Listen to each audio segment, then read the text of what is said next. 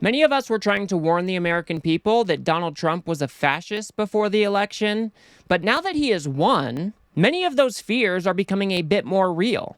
And now we even have members of Congress that are trying to push bills through that would give him all of the tools he needs to make his fascist dreams come true. But first, if you end up getting anything out of this video, please do remember to hit that subscribe button. I am trying to reach 1,000 subscribers before the end of the year, and I would very much appreciate your support. Now, one of the main tenets of fascism is the forceful suppression of your opposition. That means that anybody that speaks out against their leader, anybody that disagrees just a little too much, should be shut down and punished. We have seen this from authoritarian leaders all across the globe, and now it appears that it's coming to America because Republicans in Congress are trying to pass a law that would give the executive branch unilateral authority to shut down nonprofit organizations that they don't like. And I wish I was making this stuff up, but let's go ahead and take a look at what House Resolution 9495 is, and then we will discuss. H.R. 9495, that is the Stop Terror Financing and Tax Penalties on American Hostages Act. Now, one of its purposes, as you see in the second part of that name, is to provide tax relief to Americans held hostage abroad. Seems like a good idea.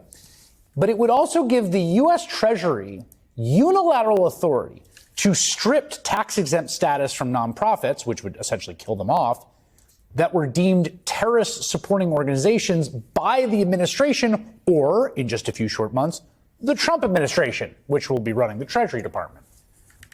That would put over 100 organizations like the ACLU and the Brenner Center for Justice, even Planned Parenthood, at risk. So think about what they have done. They have taken something that should be non-controversial, something that says people who have been held hostage should not be penalized by our tax system when they get home. And then they have tried to slip their little fascist playbook right under our noses, giving the executive branch the authority to unilaterally just designate these nonprofit organizations as terrorist sympathizers. And it would remove their tax status, basically rendering them extinct. And we are supposed to trust that the Trump administration wouldn't abuse this power? Donald Trump has abused every single power that he has ever been given. Why would I trust that he wouldn't use this in a malicious way as well?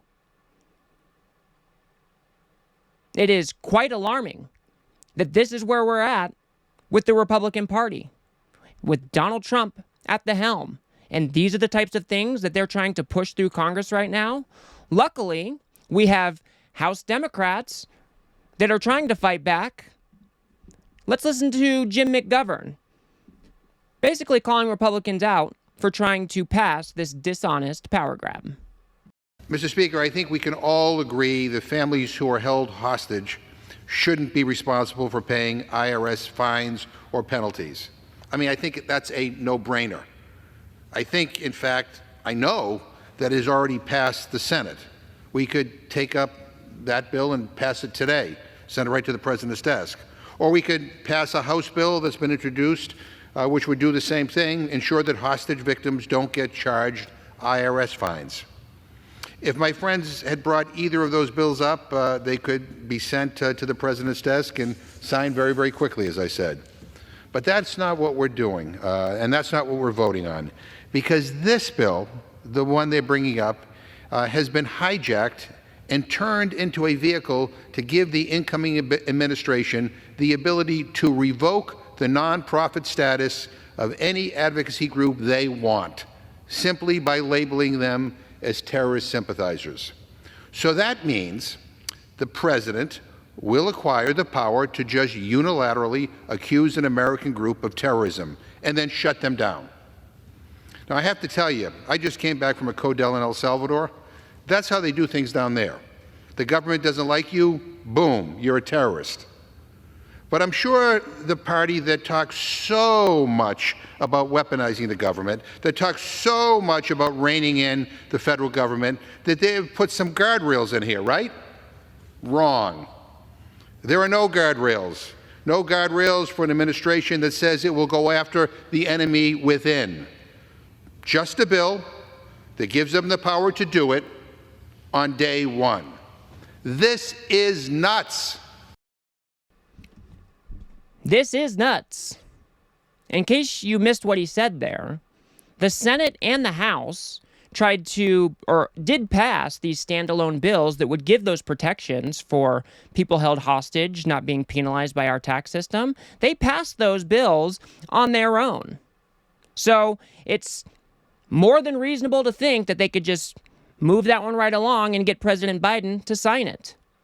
But instead, they're passing this bill. They're trying to pass this bill and get it through the Senate and the House because they want to give Donald Trump the power to go after people they perceive as his enemies.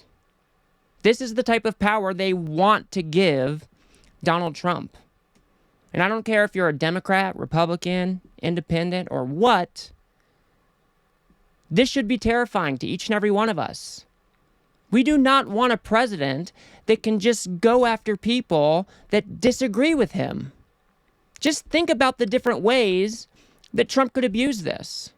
Oh, he doesn't like that Planned Parenthood does abortions. Oh, let's just label them a terrorist sympathizer and shut them down, leaving another hole in our health system.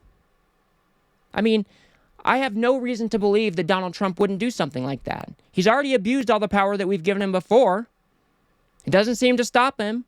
We know he doesn't care about our rules or our laws or our norms. Why would I think that he wouldn't abuse this? This is an insane proposition, and this is a crazy power to give to somebody like Donald Trump.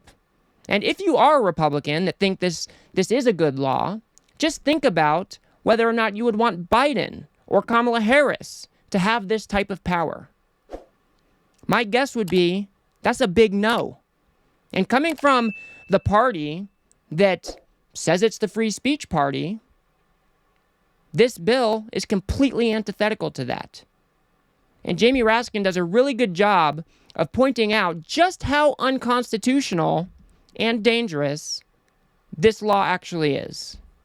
This sloppy bill thrown before us today contains everything condemned by the Supreme Court. The Treasury Department will be able to unilaterally affix the terrorist supporting label on a not-for-profit group without going to court, without offering any legal proof, without meeting any legal standard, and without giving the target an opportunity even to know the evidence against them.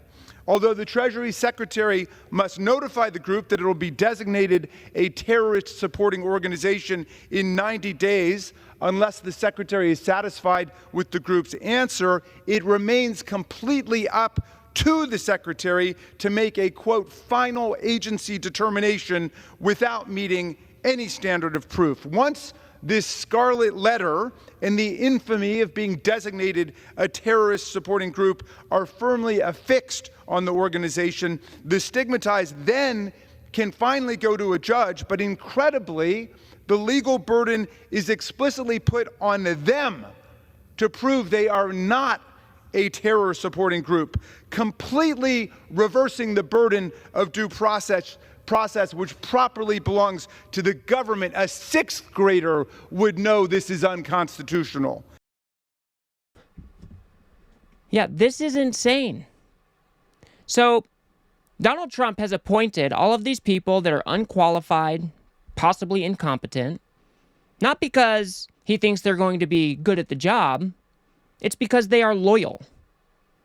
So when you have people who are 100% loyal to Donald Trump and he makes a phone call to the Treasury Secretary and says, hey, I don't like these guys. I think I want you to designate them as a terrorist sympathizer. And they're not even going to ask any questions. They're just going to do it. Just think about how insane that is. And then, if you are the accused, if you are the ACLU who has just been designated a terrorist sympathizer, you don't even have a right to see the evidence before you. You don't have a right to refute these claims, and instead you have to prove that you are not a terrorist sympathizer. This is as unconstitutional gets. The due process standards in this country are there for a reason. So if somebody is accused, they have ways that they can go seek recourse. And the government is supposed to carry that standard or carry that burden of proving their case, not the other way around. So this is just completely insane to me. It's even more ironic that it is coming from the free speech party, because this is so not free speech. I just don't even know what to call it. And I think McGovern, really put it best. When you're talking about fascism and the road down to fascism, it really looks something like this. It's a whole bunch of different laws or provisions that slowly erode some of our freedoms. This is what they're talking about when they talk about the road to fascism. A university has too many protests against Donald Trump. Terrorists. Environmental group suing the administration in court. Terrorists. Think tanks that think differently than Donald Trump. Terrorists. That's what this bill does. People say the road to hell is paved with good intentions. Well, Mr. Speaker, the road to fascism in America is paved with 1 million little votes that slowly erode our democracy and make it easier to go after anyone who disagrees with the government. And people were screaming at the top of their lungs before this election that Donald Trump is a fascist. And these are the types of steps that they would take to give him the authoritarian power that he craves. These are the types of laws that bring us right over that fascist cliff. So we need to be here calling it out every step of the way. Unfortunately, this bill just passed the House, which means it needs to go over to the Senate to be passed there. And if it's passed there, then it goes up to the president.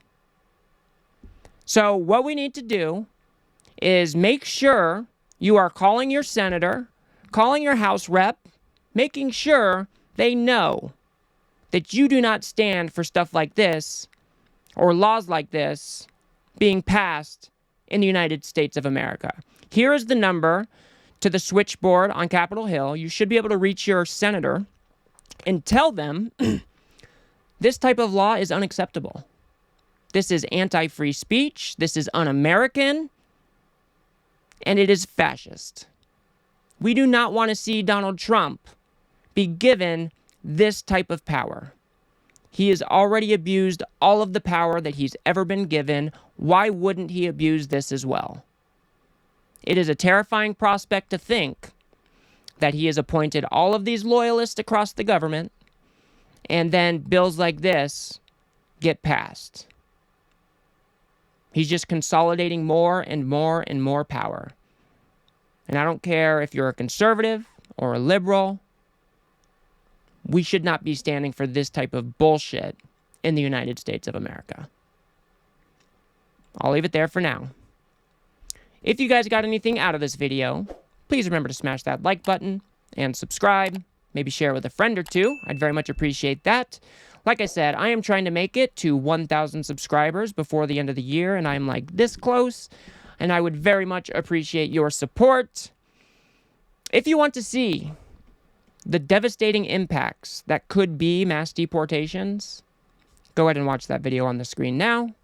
Otherwise, I'll see you guys on the next one.